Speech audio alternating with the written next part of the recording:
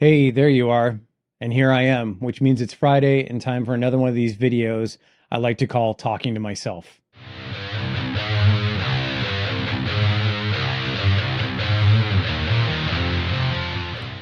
So before we get going, a special note that not all the videos that I'm going to be putting out are going to be in this format. This feels like a pretty good foundation for the Friday video, where it's more or less my journal entry of the things that I've been doing and whatever's been going through my head. Other videos are going to be a little bit more sketchy or music review, or hey, this is just a new idea that I had today, or a new technique I just learned. You may find these techniques other places, but it's new to me at that moment, or it's something that I just remembered. Oh, geez, I used to do this all the time. Why am I not doing it? So this week I've been obsessing about how do I travel and be able to record as a musician. Now, I can program, I can write things in electronic instruments, but there's still nothing like actually being able to touch a guitar and play it, or touch a keyboard and play it. There's a lot of different mini keyboards out there.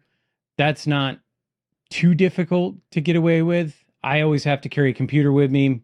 Carrying a computer on an airplane isn't really difficult. My biggest problem is taking a guitar.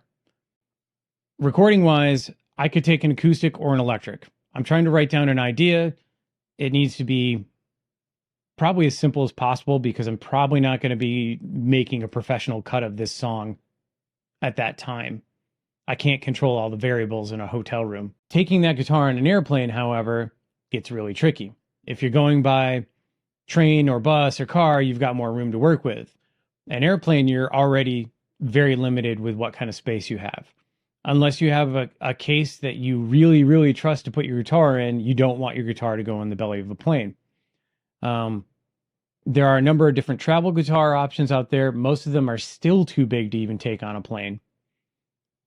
If you're lucky, you'll be able to ask the stewardess to take your guitar and put it in their little storage closet up front.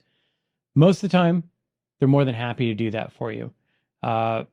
I've seen people be denied in the past because other guitars were already there. There was no room, which means your guitar now gets checked and put back into the belly of the plane, sometimes in a gig bag, which is not going to be good in most cases.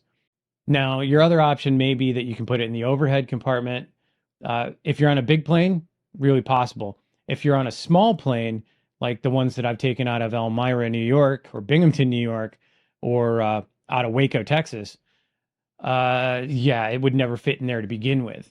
I have a Strandberg, and I can tell you from the tip of that, which is a headless guitar, if you didn't know, to the longest part of the body is 30 inches. That's still pretty big to put in an overhead compartment. I'm not about to risk having to put that in the belly of a plane. Sure, I could put a hard case on it. That scares me a little bit more because if I've got to transfer flights more than once, it may not come with me. That being said, I'd rather take one of my cheaper guitars. However, the problem is, just because it's cheap doesn't mean it's not special to me. Case in point, this is a guitar that I've had for years. Those of you who know me know this guitar pretty well. It's changed over the years. Let's see, right there is its original color, a Blizzard White Squire 2. And that guitar has just Frankensteined over the years. I love it to death.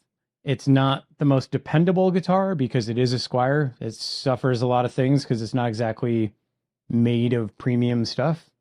And it's not certainly a Squire of the current modern age, which is a whole nother beast. I still would not want to take that on a plane and risk that it's going to get broken or lost. So what are our options? Well, the first option is don't take a guitar. Find another way to write your stuff. Or get into playing ukulele because they're pretty small and pretty portable. You could look into a travel guitar option. You could get something like a Taylor Mini, which still isn't mini enough to really travel along with you other than being in the belly of the plane. You still have the possibility of the closet option. It likely won't fit in the overhead compartment, especially on the smaller planes. And at times I've wondered which is worse, the people handling the baggage that goes into the belly of the plane or the other people flying with you, if you've ever watched how some people will shove their bags into those cabinets, just trying to make it fit. Those overhead compartments are shaped in a very specific way. And when people can't get their bag in there, they tend to just slam them home. That would kind of concern me, especially with an acoustic guitar. Another option is a Lava Me. Lava Me guitars are made of carbon fiber. They're supposed to be more resistant to extreme temperatures, which that's kind of neat, but you can still put your foot through them. They're a little bit smaller. They will fit in some overhead compartments. Again, you still have the closet at the front. There's still a good chance that it's going to end up in the belly of the plane, especially on a crowded flight. You're still risking something. What I've really been looking at as of lately is a company called Journey that does fold-up guitars. They have a carbon fiber, they have a regular acoustic, and now they're going to have an electric guitar. These guitars break down into 2 or 3 pieces. The body, the neck, and the headstock all come apart and can be placed back together. You don't need to carry a screwdriver with you. They're all kind of quick connects and hand-spinned nuts, which is kind of neat.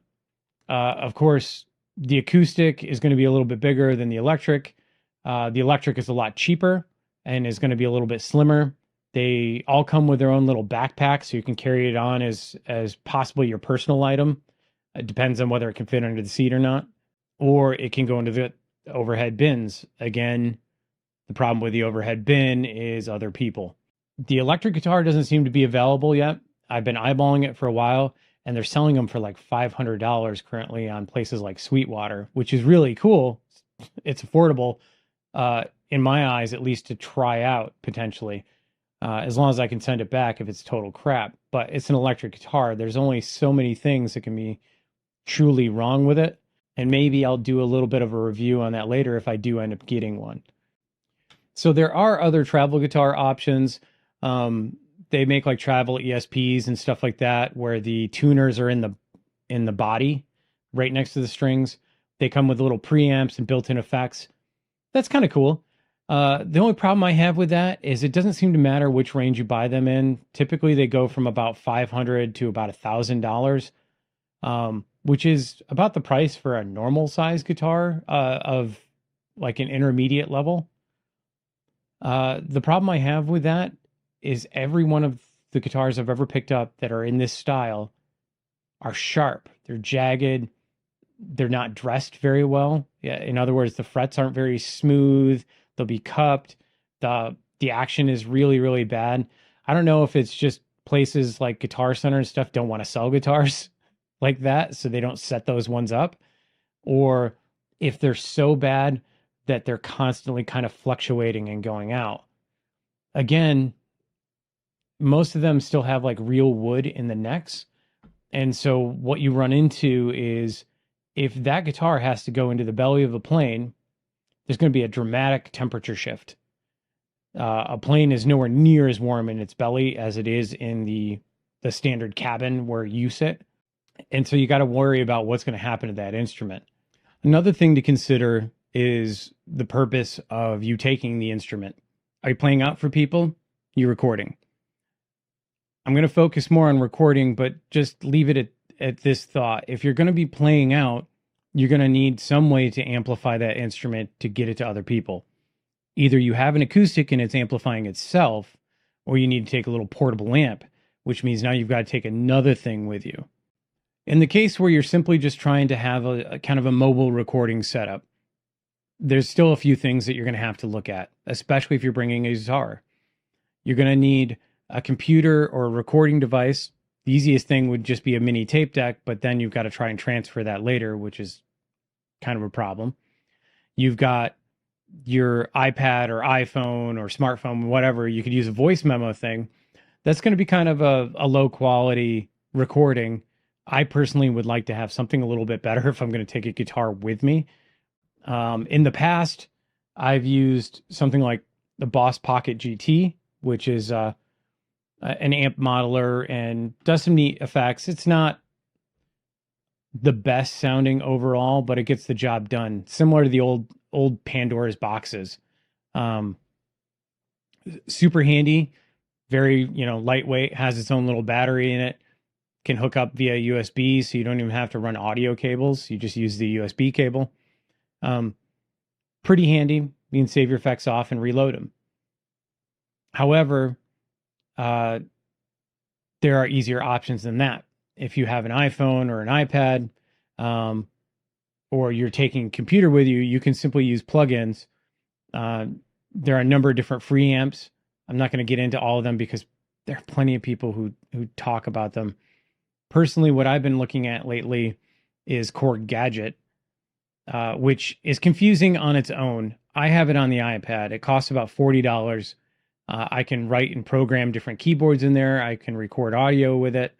It does require me, because it's on an iPad, to have a real USB available interface. I currently use a Scarlett 2i2 that works really, really well on it. Now, that being said, the Boss GT, which was my initial hope for that little setup, has a USB. It is apparently not recognized as a standardized USB MIDI audio interface, and so it doesn't work on an iPad. It works fine on a laptop.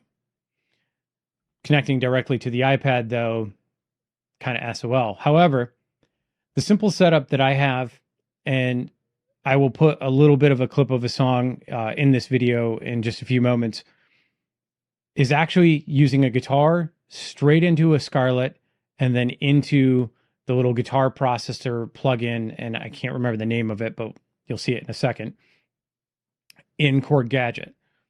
The sound is not horrible. It's not exactly as good as I want it, but part of that might be inexperience, and part of it may simply be that I have better toys.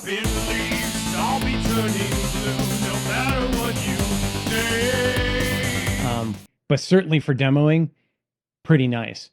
The only thing that I've had to deal with is changing some latency settings. So that's really what's been going through my head. I'd love to hear some comments.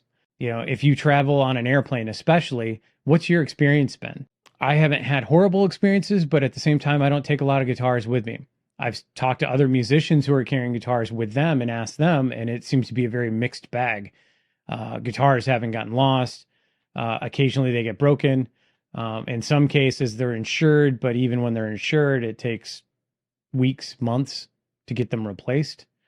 It certainly doesn't give me any confidence to want to bring anything, exceptionally priced with me. And certainly nothing that's unique where, I'm never going to be able to replace it. So thanks for watching.